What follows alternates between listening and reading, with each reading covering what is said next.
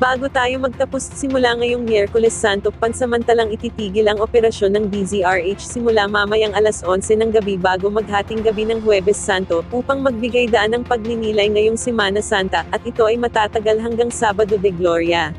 Samantala, ang MBC TV Network News Update Year 2 naman ay hindi mapapanood via online sa aming Facebook page, YouTube channel at TikTok account simula bukas ng umaga. At yan ang mga balita para sa MBC TV Network News Update 5 PM edition.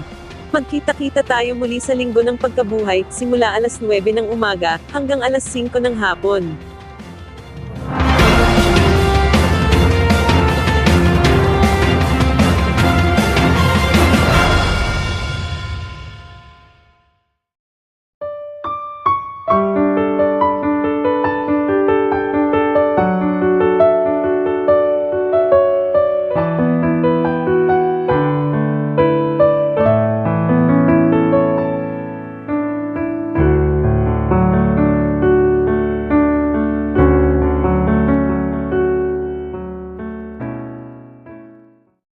Mga ka-happy hour, kung gusto mong manood ang mga balita sa MBC TV Network News Update, mag-subscribe sa aming YouTube channel, i-like ang aming Facebook page, at i-follow sa aming TikTok account.